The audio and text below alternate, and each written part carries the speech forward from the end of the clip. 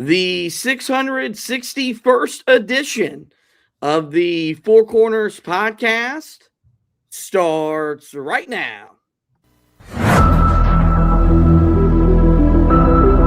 This is the Four Corners podcast.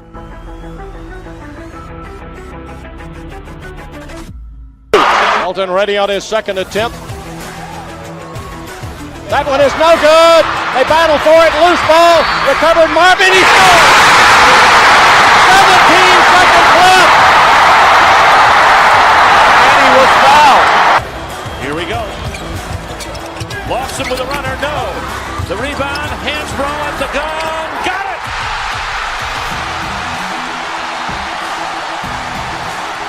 They were 4 for 24.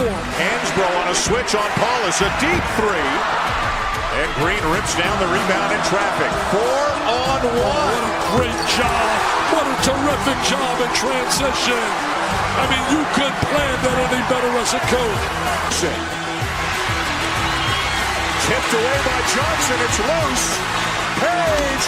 Johnson. They're dancing in the aisles. They're high-fiving. They're celebrating. They're going bananas on Franklin Street. Pass to Britt, 15 seconds to play. Up high to Page, gets a screen from Meeks. Page driving in on the left, high off the glass for two. Louisville with 7 seconds. Jones has it, goes left corner, Black's here for three. Back iron, 1 second to play. Stick up, no! Carolina wins it! The Tar Heels win it! 72-71. 6 seconds to go. Pinson comes front court. Pinson to May for the win. Got it! Luke May! He got it! 0.3 of a second! Luke May gives Carolina the 75-73 lead. Are you kidding me? Inside 30 overall. Love, top of the key. Oh! Big time delivery. Here are your hosts, Josh Marlowe and Anthony Pagnotta. Hello and welcome into another live edition of the Four Corners podcast. We are powered by Carolina Electrical Services. Josh and Anthony here with you guys on a Thursday night. We're inside 48 hours away from North Carolina and Duke renewing the greatest rivalry in college basketball and the greatest rivalry in all of sports, as the Heels will host the Blue Devils 6:30 p.m. at the Dean Dome, looking to stay unbeaten at home and pick up their most significant win so far this season. We'll treat this preview as we do every preview. We'll tell you everything you need to know about Duke. We'll look at this game from Carolina's perspective. We have our discussion topic, and we'll give our keys to the game. And so with that, we'll go ahead and jump right into this preview. We'll start with the pod thought of the day, and it's the same pod thought as it is every time we play them, especially the first time that we play them, and it's the end of the fight song. It's pretty much every Carolina fan's mantra when it comes to this matchup, to this rivalry. It's something that you live 365 days. It's not just words that are written down. It's not just words that are said. They are words that are carried out, and that's quite simply, quite beautifully, go to hell, Duke. And look, our podcast, the video podcast intro begins with a great memory against Duke. The podcast intro ends with the memory against Duke. And that's what we're hoping to make on Saturday night is another memory. As Carolina will look to, as I mentioned, to get their most significant win so far of the season. And to really, start the climb to finishing top four in the ACC. And if they win on Saturday night, you look up, they're only 2 games out of first place with Duke. So then there will be some pressure on the Blue Devils as both teams race down the stretch here with the regular season. So, look, this is usually the unofficial start to the college basketball season. This is when a lot of the national people start to, or maybe the locals start to pay attention. I know we got a big football game on Sunday that we've got a vested interest in because there's a former North Carolina quarterback starting, but make no mistakes about it. The most important thing happening this weekend in sports is this game. If you're a Carolina fan, if you're a Tar Heel, As we get closer and closer to tip-off, I think you're probably like myself. You can feel the anticipation building. That means that the nerves are building, and hopefully that means that we get another instant classic between these two storied programs that have given us so many over the last 40, 50 years. Yeah, I mean, I'm at the point where I don't want a storied classic. I want a destruction in this game, if possible. If it can happen, I want to shut up any of the doubters about this team and really, really start to get a real feeling as to whether or not this team can challenge for the ACC this season. I think this is one of those games where you can start to feel like where you can start to get a feeling for that. Is, can Carolina really compete with some of the best in college basketball? And it seems like coming into this game, there's a lot of doubters. There's a lot of people that believe that Carolina is going to get blown out in this game, or that they're at least going to get beat in this one. And then when they go to Durham, there's a good chance that Duke, because they are such a tier ahead of Carolina, and so far ahead of Carolina, according to some people, that's ultimately going to lead to Carolina getting beat and getting blown out. I can't wait for this game. I think it's going to be an unbelievable matchup between the bigs. I think, everybody's looking forward to Caleb Wilson versus Cameron Boozer, but at the same time, I think it's going to be a really great matchup between Henry Vassar and Patrick Gongba as well, who's playing very well here as of recently for Duke. And then I think the backcourt matchups are going to be interesting for Carolina as well. You've got a veteran guard in Seth Trimble, who I think a lot of people believe, or at least believed coming into the season, was one of the better defenders in the ACC. You're going to need that type of performance from him against Isaiah Evans if Carolina is going to win. So many great storylines coming into this game. And anybody that says this rivalry is dead, they truly are not living in this rivalry, because this rivalry is very healthy. I think the fact that you've got two former players that are coaching the teams means that the rivalry is definitely healthy, and it still feels like there's a pretty good level of contempt between both sides, especially after last year and that Duke team that was very, very hateable, at least in my opinion. This year's group, maybe not nearly as hateable, but I think certainly still one that we'll be very excited to beat if Carolina is able to get the job done on Saturday. Look, it's what Seth Greenberg talks about all the time when we talk about where the rivalry stands post K, post Roy. You got two former players that played at their respective schools, and both played at a high level. Hubert Davis went to a Final Four. John Shire won a national championship. There's sweat equity for both of these guys in the rivalry. They didn't play against one another, but they've played in it, so they know what the build out, what the feeling is on game day, and what it feels like to win in this game, and what it feels like to lose in this game. And college basketball is in a different era, but the same disdain is still there. The same, while still there's the respect factor, but there is a little bit more, I think, vitriol right now with where the rivalry is at. Because if you ask any Carolina fan, like we can post the Caleb Love shot as much times as we want to, but we lost to this team 3 times last year. And one time it was non-competitive. The second time we had a chance to send a legend out with a big win at home, couldn't do it. And then the third time we competed our tails off in the ACC tournament, but we committed a lane violation. It cost us a chance to win the game. And after all 3 of those games, I was at the lowest I was at after any loss last year, because that's how much weight this game carries. That's the importance that this game carries. This is a narrative-changing game. This is a legacy-defining game. Carolina wants to change the narrative around what they are nationally. You win this game. You win this game, people can't talk about you like they've talked about you so far. Caleb Wilson addressed it when he met with the media today. It's like, it doesn't matter if he puts up 30 and 15. If Carolina loses, no one gives a crap. We don't remember stat lines. We remember wins. And I think that's what you love about him as a freshman. I think what you love about Seth Trimble, a guy that's been here 4 years. These guys know, what it means for them individually. Wilson, this is the only game he'll ever play in the rivalry in Chapel Hill. For Seth Trimble, he's waited 4 years to kind of be one of the leaders of the team for a moment like this.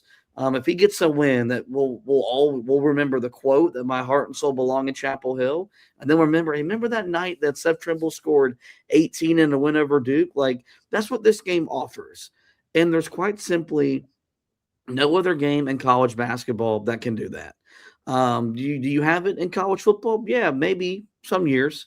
Some years Ohio State, Michigan offers that. Some years Auburn, Alabama offers that.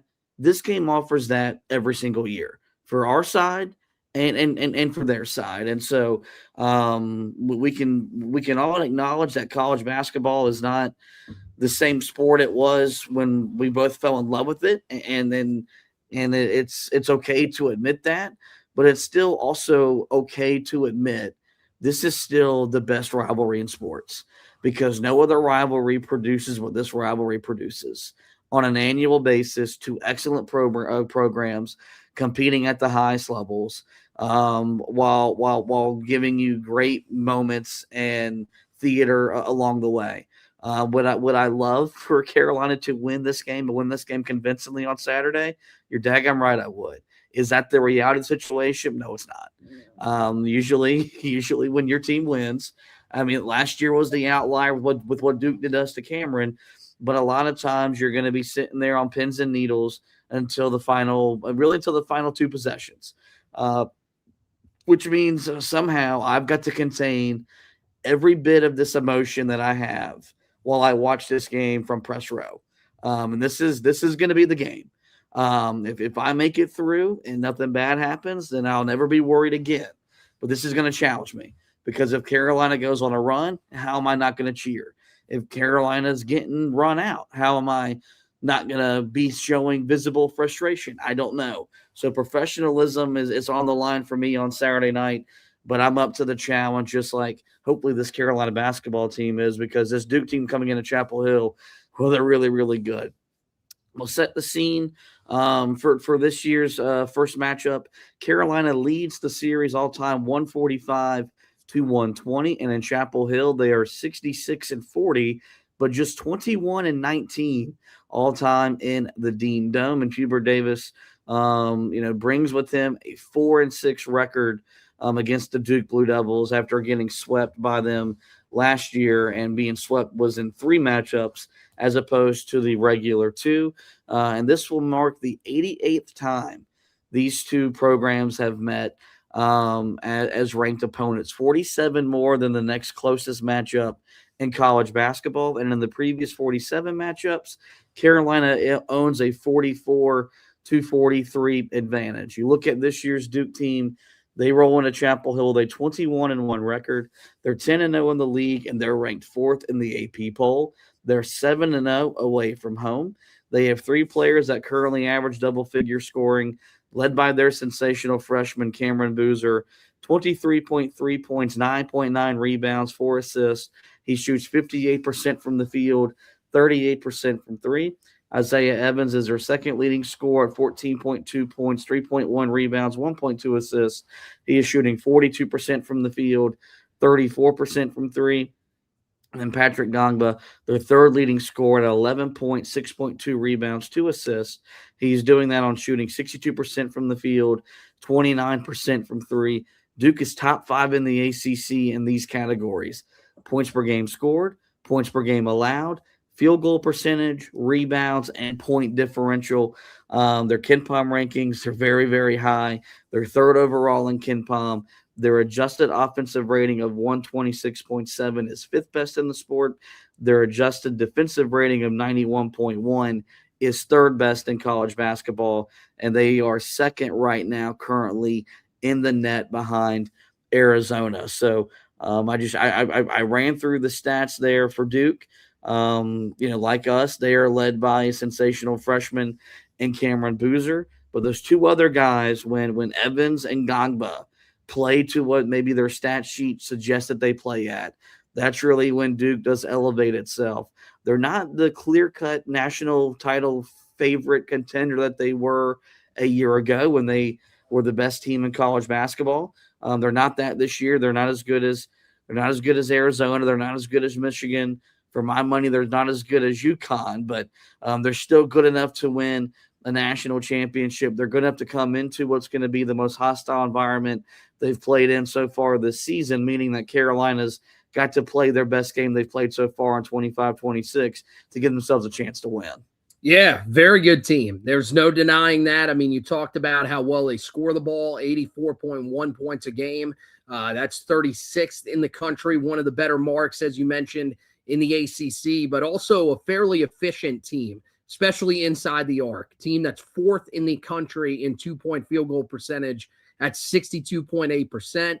Inside of the top 20 in overall field goal percentage at 49.9%. So this is a group that really does a pretty good job in just about all areas. The one area that they're not necessarily great in terms of percentages is their three-point percentage at 33.8. But the thing that I will tell you is they are 110th in college basketball in terms of three-point makes at 8.8 a game. If you allow them to make anywhere near that in this game, you're probably going to be at a little bit of a disadvantage from that perspective. Really good rebounding team, 39.9 rebounds per game, which is 32nd in all of college basketball.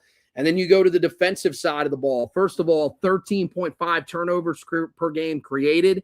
Nothing new for Carolina. They faced a lot of teams that have been able to create turnovers. So that's not really going to be anything that throws this group off.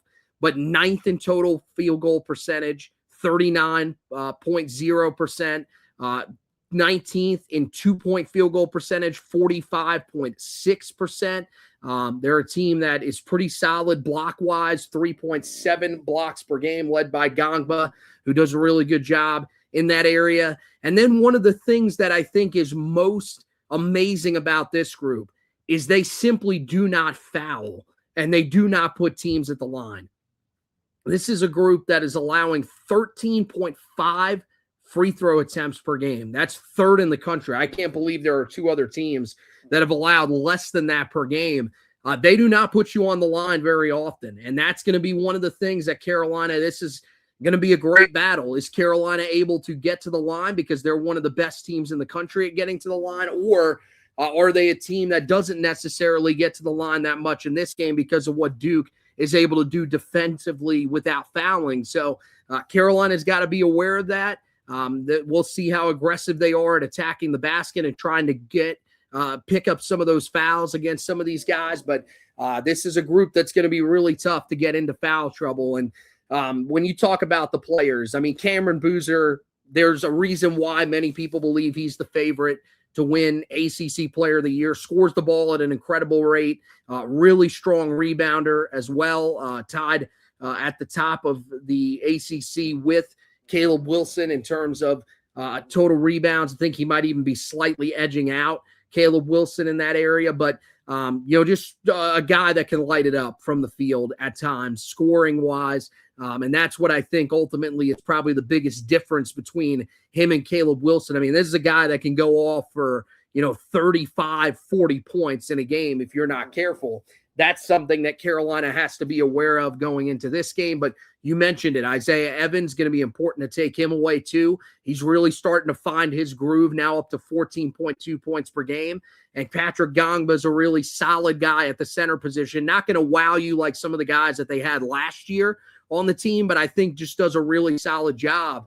And then the rest of the guys, I mean, there's a multitude of different types of players. You got two really great defensive players in Dame Sarr, Malik Brown. Malik Brown's going to be very interesting watching him match up against Caleb Wilson. Caleb's got to be able to find a way against a really tough defender in Brown to still be able to score the ball. And then you got some other guys on the team, Caleb Foster, Caden Boozer. They're still trying to figure out that point guard position, but Nicholas Kamina is certainly a guy that you need to be aware of off of the bench as well. A guy that, if you're not careful, can hurt you from beyond the arc, attacks the rim as well. So certainly a player that Carolina has to be aware of coming into this game. They go about 8, maybe 9 deep. Darian Harris is a guy that might play in this game a little bit as well. But for the most part, Carolina, matches up very well with this team. I think Carolina is probably the toughest matchup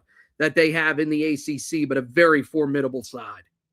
Yeah, look, this is a group that shows up a lot more battle tested than they were this time a year ago. They played a gauntlet in the non-conference schedule. They went to Michigan State and won. They beat Florida at home. Among some other marquee not non-conference wins, but there's still nothing that can really prepare you for what this group that's pretty young, that's relatively new, is going to be walking into. And so there will be, I think, a time where even this Duke team kind of has to ease themselves into the ball game. The thing that's been so, I think, impressive about what they have done the last 2+ years under John Shire is the way that they compete defensively is I think the way you want. Like, I think it's the way every team wants, or every coach wants the way their team to play. When I was at their season opener when they played in Charlotte against Texas, and that was the first thing I wanted to see was where's the defensive buy-in for this group compared to where they were a year ago. Where, I mean, if you remember last year, they did not you didn't score on Duke, really up until they had their collapse in the Final Four. I mean, it felt like Tony Bennett's Virginia teams where they were holding teams routinely 60 below. It felt like night in, night out. They're not as dominant this year. But they're pretty doggone close because they just compete on that end of the floor. And they had an early ACC swoon, just like Carolina did, where they had some games where they were not playing defense up to their standard, but they've got that corrected and they've been defending at a really high level here recently. And so it feels kind of like what some of the John Shire teams were when he was a player there, where they have, two really good players. For him, it was him and it was Kyle Singler, or maybe him and Nolan Smith. And then you had a bunch of role players. And when their role players play their role, and they play to their strengths, that's when Duke's ceiling ultimately does get elevated, as I mentioned, into that national title contender. You look at this game from Carolina's perspective, they bring with them an 18-4 record overall, 6-3 in the league, and they're ranked 14th in the AP poll. They are undefeated at home, where they're 13-0 and winning games north by of over 20 points per contest. The Heels, they have 4 players that are currently averaging double figures, led by our freshman, Caleb Wilson, 20 points per game, 9.8 rebounds, 2.8 assists. He is doing so while shooting 58% from the field, 25% from three. Henry Vassar is our second leading scorer, 16.8 points, 9 rebounds, 2 assists. He's shooting 62% from the field, 46% from three. Seth Trimble, the third leading scorer, 14.1 points, 4.2 rebounds, 2.8 assists. He is shooting 48% from the field, 35% from three. Then Luka Bogovac, the last double-digit scorer, averaging an even 10 points per game, 2.6 rebounds, 2.5 assists. He is shooting 42% from the field, 33% from three. Carolina ranks inside the top 5 in the ACC in field goal percentage and rebounding. Our KenPom rankings are not as strong as Duke's. Carolina is 30th overall in KenPom. The adjusted offensive rating of 127.7 is 19th. The adjusted defensive rating of 102.1 is dropped down to 56th.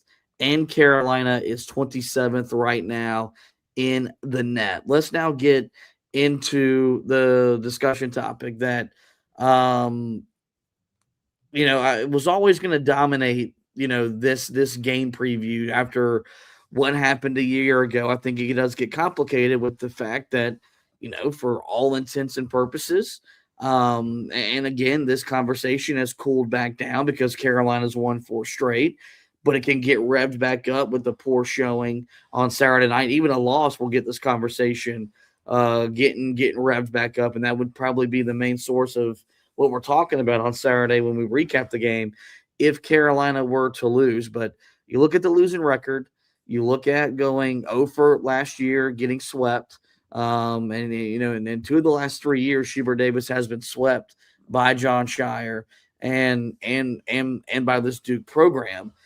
How much, I guess, added pressure is there on Hubert Davis coming into this game? Like there's the pressure that the game demands, that the game provides. But when you look at some of the recent struggles, getting swept 2 of the last 3 years, the fact that this feels like a make or break season for the head coach, how much pressure is there really on Hubert Davis to find a way to get his team across the finish line with the win over their biggest rival? I think there's a little bit, but I don't really think if he loses this game, I just don't know how all of a sudden you're back to where you were after the West Coast. Do I think there will be people that will be back to where they were after the West Coast? Oh, yeah. I think there will definitely be people that will be right back in that same mindset of this ain't going to work. It's time to move on from them. But, I mean, yeah, you got to think, coming into last year, he was 4-3 in this rivalry. And you ended up with 3 matchups. Now, this year, I mean, maybe you end up with the same amount of matchups. And if you lose all 3 of them, then, yeah, we're starting to talk about, man, this is just a guy that, was able to get it done against Duke in the biggest game of the rivalry. But since then, really hasn't been able to get it done when it's mattered the most for Carolina each and every year. And so I think it's going to be really interesting to see just how he coaches this game. Is there an added level of intensity that he brings to this one? Is there an added level of urgency that he brings to this one? Because this feels like the one this year that you can win, right? If you match up in Charlotte, even if you do end up matching up there, maybe Carolina can win that one. But it's not going to be as easy as it is in your home gym. We know that the game at Cameron to close out the regular season, not going to be easy, especially if, let's say, that team comes in there with a chance to go undefeated in conference play and potentially get one of the top seeds in the NCAA tournament. I think that game will certainly be very, very difficult for Carolina. So this feels like the one, man. That's the thing. And so I think there's a little bit of added pressure, but I don't think that it's a ton like if you lose to, let's say, a team like Pittsburgh or something like that. Like that type of loss, then you get back to the pressure of actually keeping your job. I don't know if his job hinges on what he's doing in the series against Duke, because I think right now most people look at Duke and feel like they are just the better team, the more talented team than Carolina. Maybe that's a problem. Maybe that's something that ultimately could end up costing him his job. But I do think that when you look back on it, it's not going to be those losses that really people are going to be talking about. So I think there's a little bit of added pressure on him to get back to winning against Duke, at least in some capacity after what happened last year. This is the game to do it. So he'll carry a little bit of that extra pressure on his shoulders going into tomorrow night. I think this is going to be the most pressure-packed game he has coached so far this season.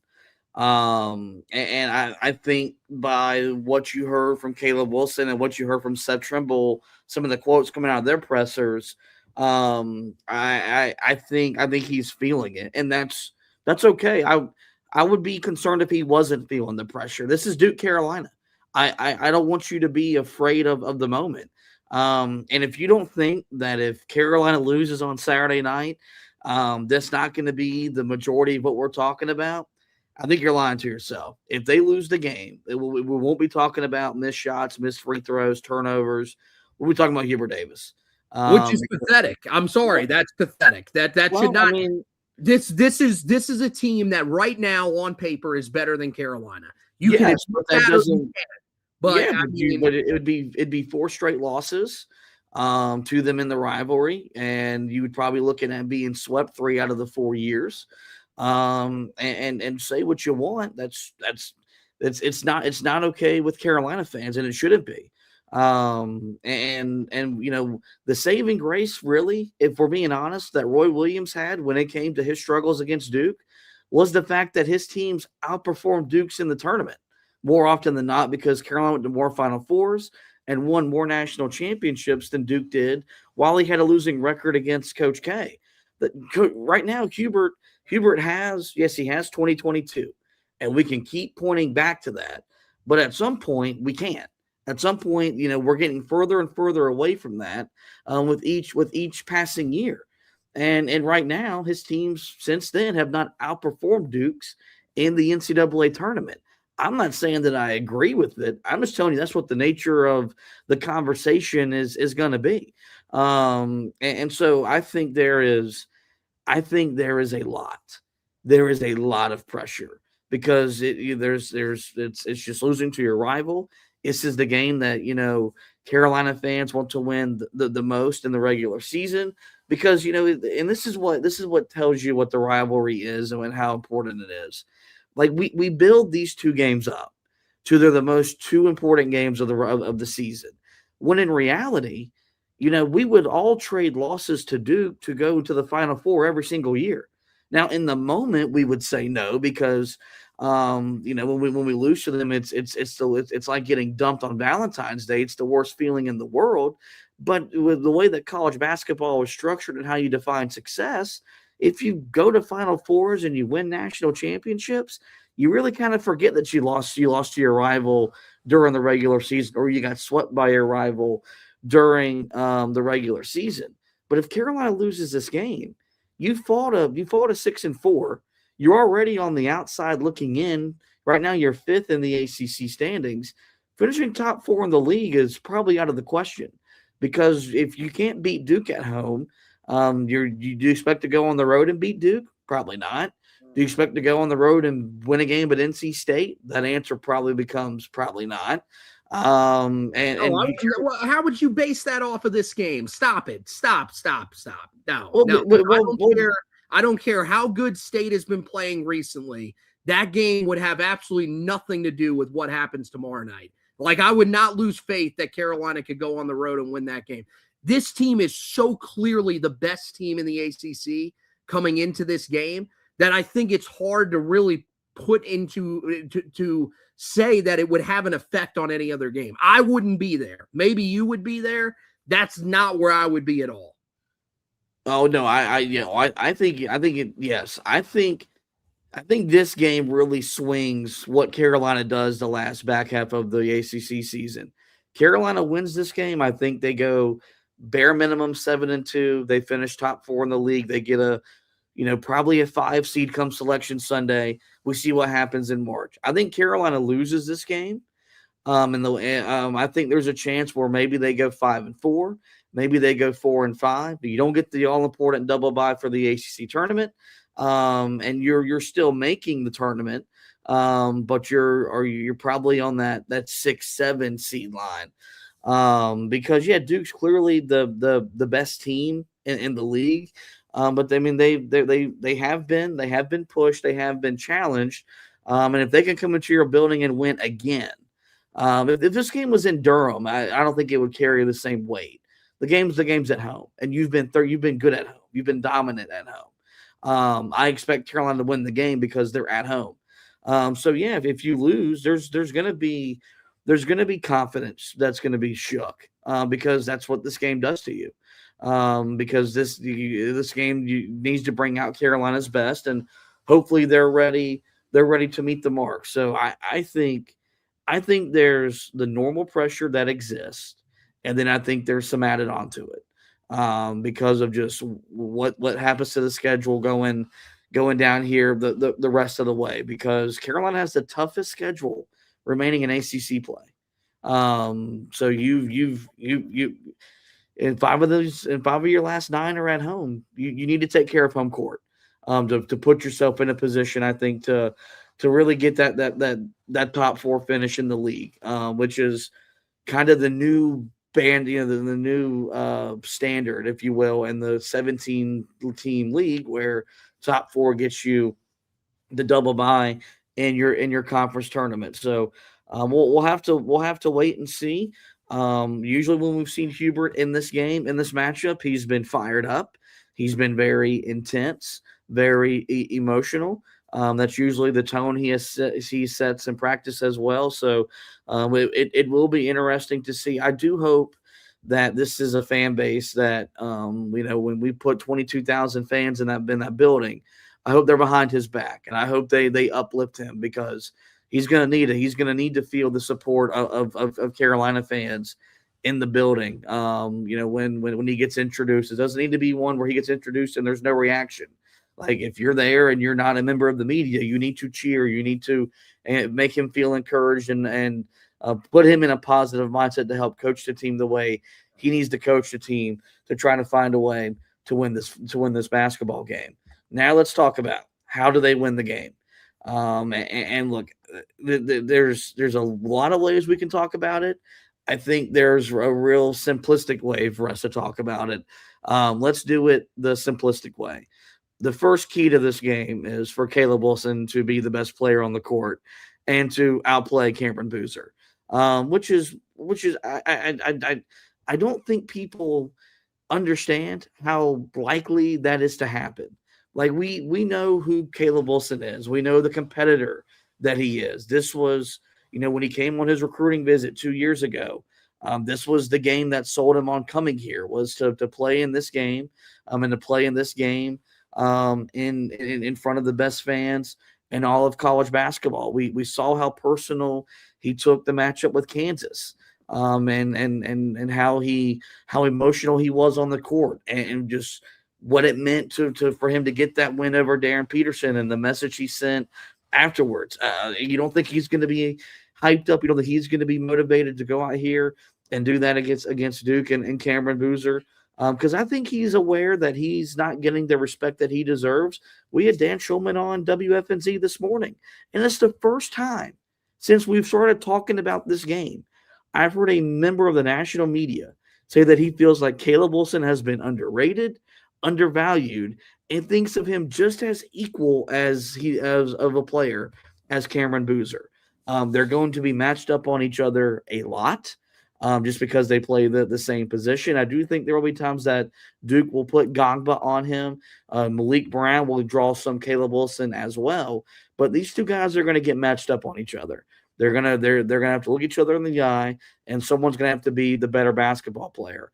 And they both kind of play the same style.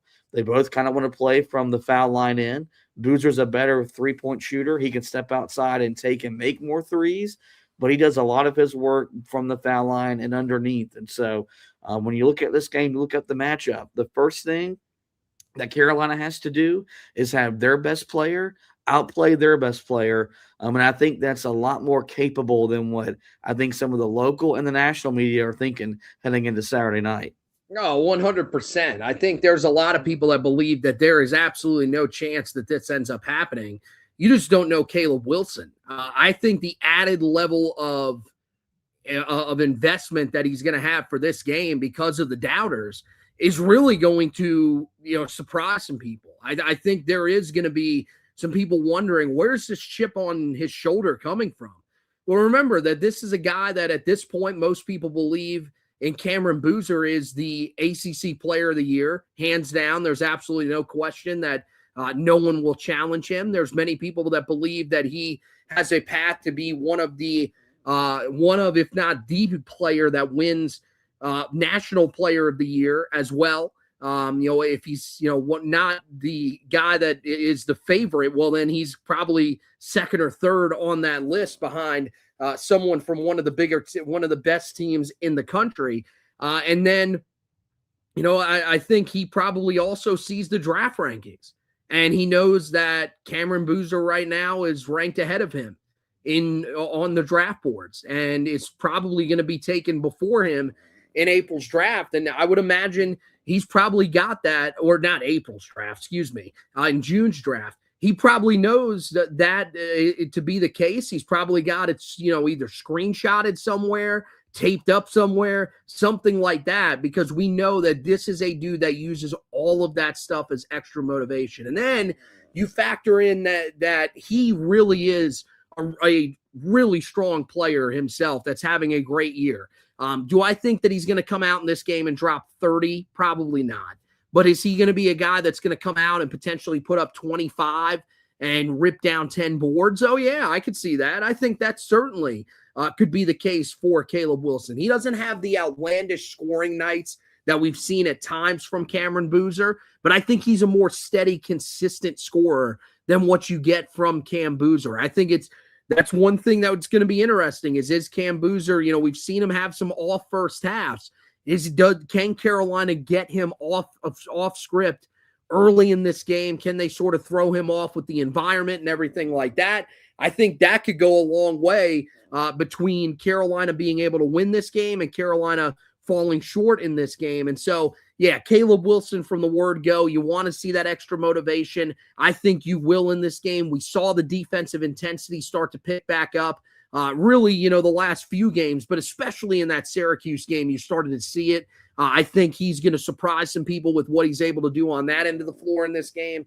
And I really believe he's going to take the fight to Boozer. This is going to be a great matchup between these two guys. And I think there's a good chance that when we're sitting here talking about this game on Saturday or tomorrow night, Saturday night, when this game's all over, I think we will be actually sitting here talking about Caleb Wilson having the better game between these two.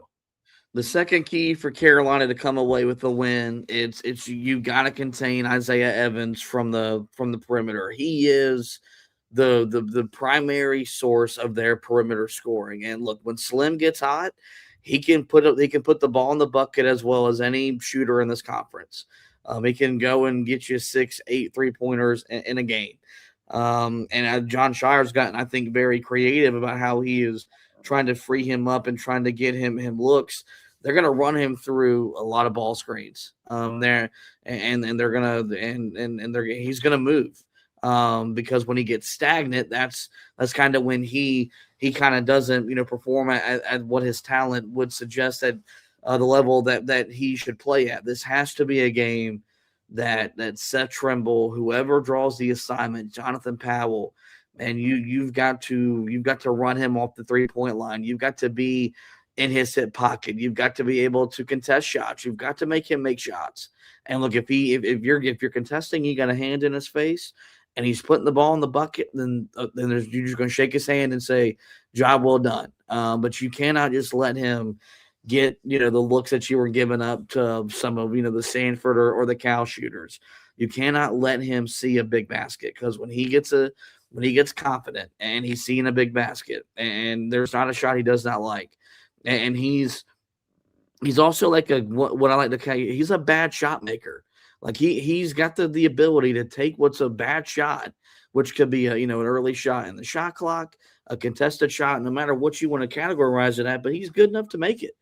So you got to be mindful of that as well. If the other guys on Duke's roster, like Boozer, Foster, whoever it is, Hamina, if those guys step up and make perimeter shots, then so be it. You cannot let this guy be the guy to have one of those Duke shooting nights that we've seen so many people been able to come into our building and have over recent memory. I think Carolina's got a bunch of different guys that they're going to throw at him. As I mentioned, Trimble, Jonathan Powell, maybe some Jaden Young, a smaller guy to get up in him.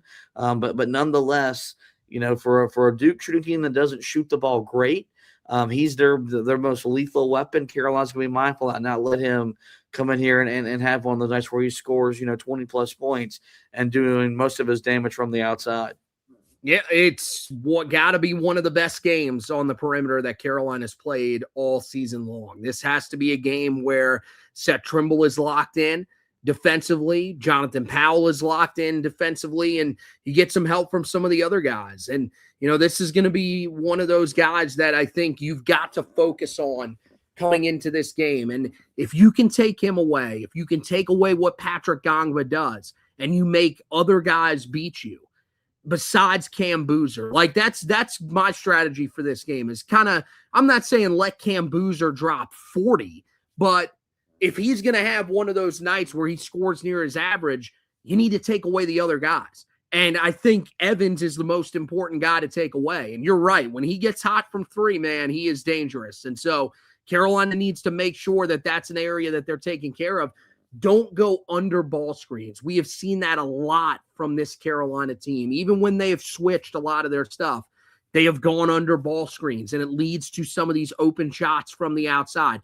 Communication has to be on point in this game. There cannot be some of the lapses that you saw in the games against Stanford, against Cal, against Wake Forest. Those simply cannot happen. Carolina has to be locked in from the word go on that perimeter and make sure that they are taking away those looks from the outside, making sure that they're making Evans have to take some of those tough shots. Because you're right. If he makes them, what are you going to do?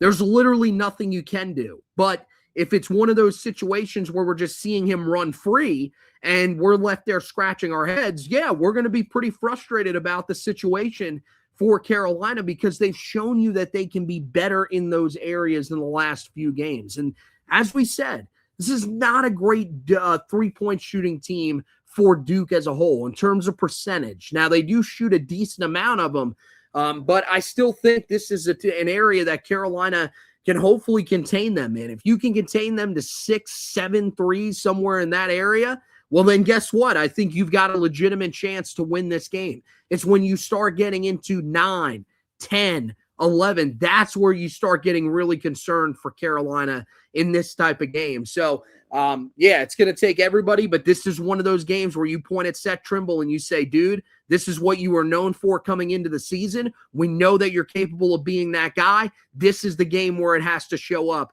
against the Duke Blue Devils because you ain't going to have many more opportunities in this rivalry. So make it count in this one. Last key to the game, kind of follows the theme of what this game, what's usually the turning point for whichever team wins, whichever team loses. And we can talk so much about the technical stuff. You got to rebound the ball. You got to make your free throws. You can't turn it over. And look, all that stuff matters. Carolina has to do all those things to give themselves a chance to win. The role players have to play to their highest level. And I think it spells good news for Carolina that Luka Bogovic's playing his best basketball he's played during his brief tenure at Carolina. Jared Stevenson, since the West Coast trip, has been playing at a really high level for Carolina. Jonathan Powell scored 11 points the other night, hit 3 threes. Carolina's going to need him to put the ball in the basket to generate some of those easy points, and 1 in transition, 2 from beyond the arc. And then like this has to be a game where Kyan Evans is not a negative. Does he have to be a positive? No, maybe not, but he can't be a negative. He cannot be a walking, talking liability. He has to at least hold his own. Be a net zero, if you will, during his time on the court, whether that means just run the offense, play good defense, make a 3 whenever the ball winds up in his hands. So no matter what it looks like, but you have, our depth has to be a difference. Our second unit has to outplay their second unit, and there's usually someone that steps up for either side and either has a breakout game or has a breakout moment in the game that really, tips that really turns the tables in one way or another. And I think you kind of like Carolina's chances could that be Jared Stevenson, because he's been the ultimate glue guy all year long. Could he have a moment in the Duke-Carolina rivalry that we'll all be pointing back to after the season's over? Can Jonathan Powell be that difference maker coming off the bench and giving Carolina a lift in the scoring?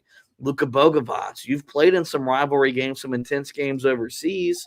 There shouldn't that be a moment that overwhelms you. You're 21 years old. Can you be that steady force you've been off the bench here the last handful of games as well? So, we can sit here, and as I mentioned, we can talk about, usually this is where I have rebounding or make your foul shots and all that stuff. And all that stuff matters. It doesn't matter any less. It may even matter even more, but so do the role players. And Carolina's depth has to show up and show out in the biggest way it's done so far this season. Luka Bogovic is the most important player in this game, I think, for Carolina to be able to win. I think ultimately when it comes down to it, what he does is what's going to be the difference for Carolina. Because I know for the most part what I'm getting out of Caleb Wilson. I know what I'm getting out of Henry Vassar. But I think this is the guy that really swings it for Carolina. This is the X factor. Can he find a way to do what he has been doing recently in this game? If he can, then I think Carolina has a great chance to win this game. If you can give me, I probably need a little bit more than he gave the other night, but if you can give me 14, If you can give me 16 like you had in the previous 2 games, either one of those scoring totals, I think you're feeling pretty good with where Carolina's at. Be able to knock down some shots from the outside, really help that perimeter scoring. I think you'll be in a good spot. And then, yeah, you need probably one of the other 2 guys that we talked about to have a really spectacular night or a good enough night scoring wise. Maybe it's 15, maybe it's 17, something in that area. Maybe it's even, getting to 12 points, but being effective as a defender or effective as a rebounder. You need Jonathan Powell or Jaren Stevenson to give you that. If you get that type of production and you can get guaranteed 25 points, maybe a little bit more off of the bench, then I feel like you've got a great chance to win this game. And so, yeah, it comes back to the role players, the guys that we haven't necessarily talked about nearly as much. Another guy that I think is very important for this game is Derek Dixon. I think that's another guy that needs to play really well in this game. You need to hold on to the ball. This is going to be a big stage for you. This is the biggest stage that you've been on since you have taken over as the starting point guard. This needs to be one of the best games that you've played. And one thing I will say is if you're looking for a reason to trust Derek Dixon, well, what would be that reason? Remember that he did it against Kentucky. When he stepped in against Kentucky, he was sensational. He hit the 2 biggest shots of the game against another team that is a pretty big rival for Carolina and did it on the road. And so if you think that this is one of those games that's going to be close, well, you're going to need really good point guard play. I think Carolina is really hoping that Derek Dixon has a strong game in this one. And Kyan Evans, just find a way. And the thing that's amazing about Kyan Evans is you look back at some of the games where he's played his best, and it's been in some of these important games that Carolina's played. One of his best games, if not his best game of the season, came against Kansas. So maybe this is one of those games where he really steps forward and puts together a strong performance. You just need all these different guys to be functioning at their highest rate in this game if Carolina is going to win. And I think that's, there's a chance that can happen. It feels like for the most part, Luke has figured it out. Feels like, Jaren Stevenson, we feel pretty good about where he is. Jonathan Powell's coming off his second best game as a Tar Heel. The other game that was better than that was a game against USC Upstate. So maybe you would say that was his best game as a Tar Heel. And so those guys you feel good about. Now it's about that point guard spot. Can you get the serviceable point guards play that you need to be able to win this game? If you do, then Carolina has a good chance to win. Yeah, you said that you feel like Luka Bogovac is the most important player in the game. I think the most important player in the game, a guy we haven't talked a lot about, and it's because we got to wait to see just what he does. I think it's Henry Vassar, because we've seen him when he's played against good bigs be limited, be a guy that doesn't play to a stat sheet. Carolina needs him to give him 16 and 9. This cannot be a game where Patrick Gamba neutralizes him. Yeah. And look, and Gamba's, he's a different big. He's very mobile. He's gonna take Henry Vassar. He's gonna make him play above the foul line because Gamba can take the three enough to where you got to respect it.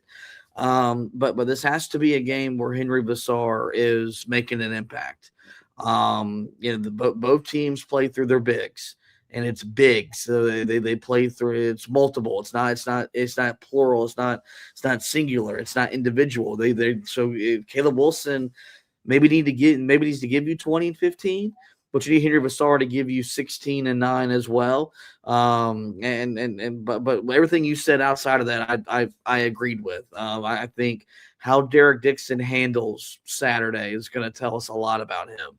Does the moment get to him? Does it tend to be too much?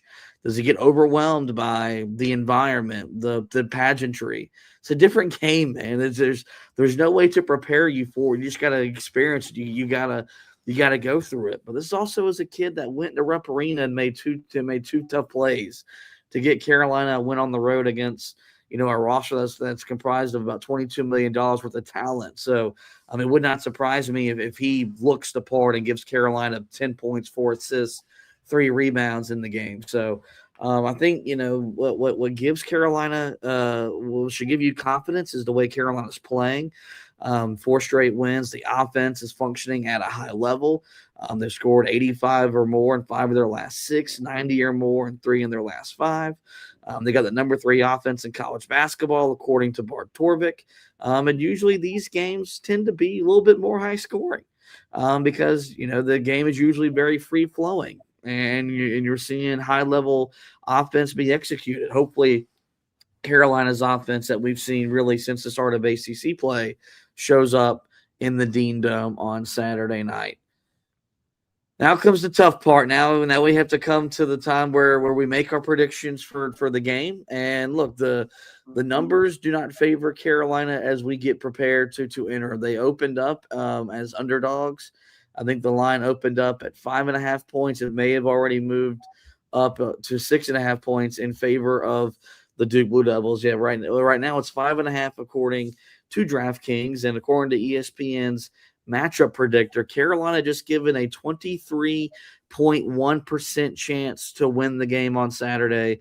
So the analytics really favor Duke in this matchup. This is going to be the rare Carolina Duke game, I guess that is, where we're making a weekend out of the game. We're driving up tomorrow night.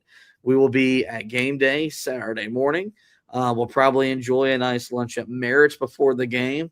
We will not be in the same company of one another. I will be in the building doing the media thing.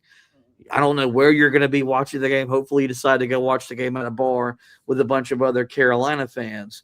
Regardless, I'll let you go first. Who wins the game and why? Well, we have a rule on this podcast, and we have a similar one on the football podcast for another rivalry where we pick Carolina no matter what. Wouldn't matter if that rule didn't exist. I would pick Carolina in this game. I think at home, that's the difference for Carolina. Later in the season, it'll be interesting to see what form both teams are in. But I believe that coming into this game, Carolina is where they want to be. They're starting to play the basketball that we thought they were capable of.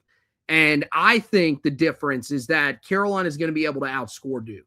We talked about, you mentioned it right there, about how good Carolina has been offensively here since the start of the month of January. I think you're going to continue to see that in this game. I think Carolina is going to be really, really efficient on the offensive end of the floor. I think you're going to see Henry and Caleb show up. There's no doubt about that. Like I said, for me, those two were pretty much givens. I know that the game against Virginia, Henry did not play well. But I truly believe in this game, there's going to be a lot of motivation for Henry to come out and play incredibly well. Because I think a lot of people are looking at his matchup with Gongba, and they believe that Gongba is the better big man than him. He's a guy that leads the ACC in double-doubles. So I think he's going to want to say, hey, put some respect on my name. I love that you're talking about my teammate Caleb Wilson. I love that, that he's getting a lot of the shine. And I'm not so happy that the other two guys in the game are getting as much shine. You need to focus on me too. I'm going to come out, put together a strong performance in this game. So I think those guys combined I'm going to go with at least 45 points in the front court in this game. I really think they're going to be that locked in for this one. And then I think Carolina gets the contributions that they need on the perimeter. I don't know if it's going to be a perfect game from Luka Bogovac. There may be moments that you're left scratching your head. But I do think that he is going to put together a strong performance, build off of what he's been doing recently. I think one of those two, either Jaren Stevenson or Jonathan Powell, gives you a really good game. And I think that even though he might not put up a ton of points on the scoreboard, I do think that Derek Dixon does a really good job in this game of taking care of the basketball, pushing the pace a little bit for Carolina, and scoring when he needs to for the Tar Heels. I could see a big 3 for him late in the game for Carolina, but I feel so confident in where this team is at offensively that I think Carolina finds a way to get it done. It'll be a close one. It's going to be one of those classics, but I do think that Carolina finds a way to get it done at home against Duke. Yeah, I think Carolina wins. I've got a real sneaky good feeling about where Carolina is at mentally. And I think the West Coast trip and the hiccup and everything that came with that was what this team needed. I thought it was the right kick in the butt to really get them going in the right direction. Yeah, as difficult as that was to experience, I think when we look back on this season, I think we'll kind of look at that as a bit of an overreaction. Duke's, I think, excuse me, I'm not afraid to admit I think Duke's better. I think Duke is the better team. I think this game means more to Carolina tonight, or in this matchup.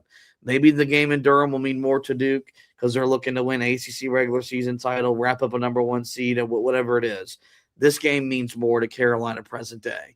And what we've seen under this with this program at the back end of the Roy Williams era, and even to the Hubert Davis brief tenure, when Carolina's felt the more desperate team, when Carolina's felt like the games meant more to them, Carolina's played at a high level, and they've won. That's what happened in Hubert's first win when he won at Cameron in Coach K's final game. That's what happened when he beat Coach K in the Final Four. And that's what happened 2 years ago when he swept Duke in the regular season. Both those games, Carolina was the more desperate team, and they met the moment. I think this team is capable of doing just that. And I think, because I still think there's enough time for Caleb Wilson to become an ACC Player of the Year award winner, and I think he can still get in that conversation to be the National Player of the Year. You know how you start that? You put up 20 and 15 on Saturday night, and you get the best of Cameron Boozer. I think he's going to shine. I think this is a kid built for the moment. I think this is a kid built for the spectacle, and I think he plays the best game we've seen him play so far as a Tar Heel, but it's not just him. I think you get the contributions you need from Big Henry. I think you get enough perimeter shooting from whether it's Dixon, Powell, Luka, whoever it is. But I think Carolina does just enough. They protect the basketball. They don't commit stupid turnovers.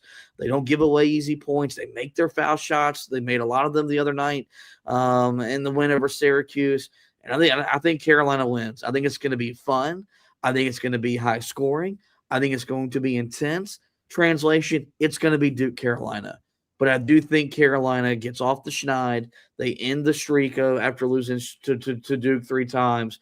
Hubert Davis picks up a big win individually for him, and this team collectively picks up a big win. And I think this will be the beginning of them marching towards a top 4 finish in the ACC and a really good seed come Selection Sunday. It starts now. It's go time. The season, what you've done so far is great. The season starts Saturday.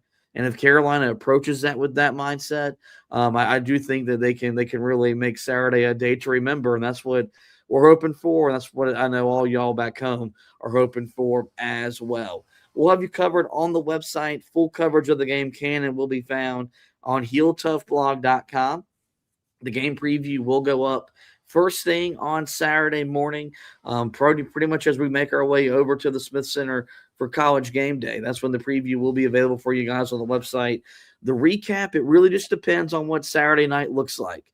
Because the game starts at 6:30, 8:30 probably by the time the game finishes up, and then I've got to do the press conferences and stuff, and then we're going to do the podcast.